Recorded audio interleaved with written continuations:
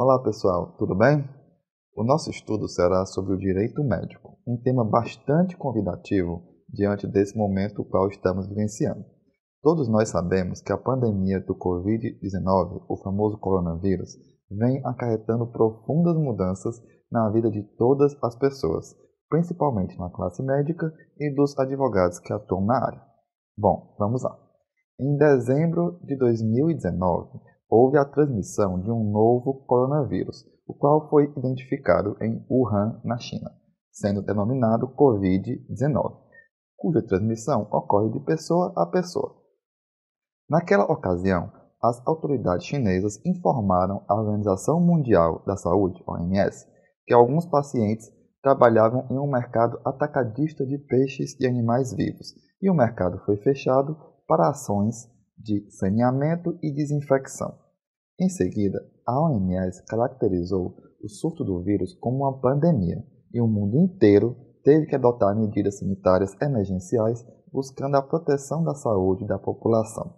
O governo brasileiro editou em fevereiro de 2020 a Lei nº 13.979, com as medidas de enfrentamento da emergência de saúde pública de importância internacional. E assim, os órgãos públicos e entidades privadas passaram a cumprir as recomendações, o que acarretou no cancelamento de eventos públicos, suspensão de aulas, suspensão de atendimentos ao público, isolamento e, em alguns casos, quarentena. Meus amigos, é importante esclarecer o impacto que a pandemia acarretou no mundo todo. É fato notório que vem produzindo repercussões não apenas de ordem biomédica e epidemiológica em escala global, mas também repercussões e impactos sociais, econômicos, políticos, culturais e históricos. A situação de pandemia concorre diretamente com o impacto na saúde, pois expõe as pessoas e os grupos vulneráveis e ainda abala a estrutura econômica do sistema financeiro e do povo. Ela afeta também a saúde mental das pessoas, devido ao isolamento social associado ao medo pelo risco de contrair a doença e chegar a morrer. Afronta ainda o acesso a bens essenciais como alimentação, medicação, transportes, etc. Por outro lado, os serviços de entrega de alimentos e assinatura digital apresentaram um aumento nas vendas, enquanto lojas de departamento, redes de moda e restaurantes foram afetados negativamente. Então, esse novo comportamento estimulou ainda mais as compras online. Mas vamos lá, vamos adiante nesse tema brilhante. Vamos examinar no curso de Direito Médico como passou a ser o atendimento, pois esse profissional tem toda a responsabilidade em orientar a população, destacando que trata-se de saúde pública mundial. E aí, meus amigos, será que o Código de Ética Médica vem sendo respeitado? Ora, um dos princípios fundamentais do Código de Ética Médica estabelece que, para exercer a medicina com honra e dignidade, o médico necessita ter boas condições de trabalho e ser remunerado de forma justa. E aí, o que vocês acham disso, hein? Ora, foi noticiado por muitos profissionais que os mesmos foram obrigados a exercer as suas atividades sem os equipamentos de proteção individual, os famosos EPIs. Gente, os EPIs são necessários para o bom e fiel desempenho das atividades médicas. É muito importante que o médico utilize os EPIs durante os atendimentos, pois ele precisa proteger a sua saúde e é necessário para cuidar dos pacientes infectados sem a exposição aos agentes. Aí vem a pergunta: o que vai acontecer com um médico que se recusa a prestar o atendimento devido à falta de condições para o exercício de suas atividades? Meus amigos, a responsabilização do médico tem que ser analisada detalhadamente.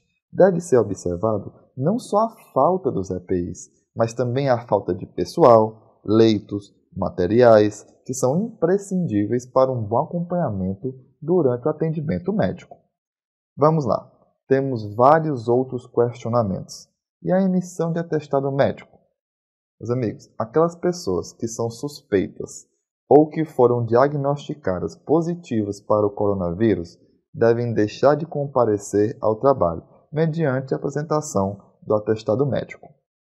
E aí, meus amigos, esses profissionais passam a ter muito cuidado na emissão desses documentos, principalmente por terem que informar aos órgãos responsáveis, devido à emissão de boletim pelo Ministério da Saúde. Mas vamos lá, vamos avançar mais um pouco. O nosso curso de Direito Médico também deve destacar a telemedicina, que envolve o atendimento do paciente de maneira remota.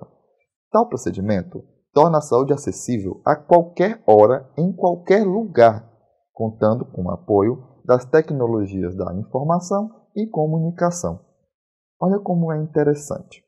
No atendimento por teleconsulta, o médico e o paciente estão distantes e utilizam a plataforma da telemedicina para realizar a consulta. É importante destacar a Lei nº 13.989, de abril de 2020, que dispõe sobre o uso da telemedicina durante a crise causada pelo coronavírus, e assim, ela flexibilizou as exigências em relação à atuação do médico, relativizando o contato presencial com os pacientes. Gente, esse curso vai ser maravilhoso. Teremos muitas informações, então vamos avançar mais um pouco. Trataremos a seguir da validação de diplomas de médicos graduados em outros países. O Revalida é o processo pelo qual um cidadão brasileiro ou um estrangeiro que tenha se formado em medicina em outro país possam requerer a validação de seu diploma, permitindo a ele exercer a atividade médica no país. O Supremo Tribunal Federal, em 2017, se manifestou na ADIM número 5035 sobre o programa Mais Médicos. Lembram? Os médicos cubanos? Pois então, o STF julgou constitucional a contratação de médicos estrangeiros sem a revalidação de diploma, em situação excepcional de emergência de saúde. Tudo isso teve por fundamento a tentativa de minimizar a dificuldade de atendimento médico aos locais mais distantes. E aí, no caso da pandemia do coronavírus, o que vocês acham que aconteceu? Ora, o STF teve que ser acionado novamente. Ele teve que se manifestar sobre a competência de tanto os estados como os municípios passarem a tomar medidas para combater a pandemia, pois o governo federal se posicionou contrariamente.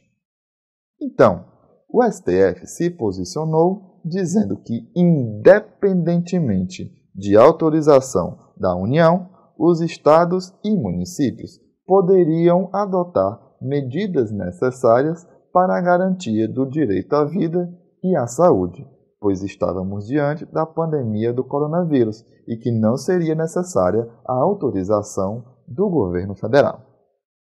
Meus amigos, vocês estão vendo como o tema é brilhante. Nós passaríamos longas horas tratando do assunto, mas por hoje vamos ficando por aqui, na certeza de que nossos outros encontros serão proveitosos e com muitas informações. Um grande abraço e até a próxima aula.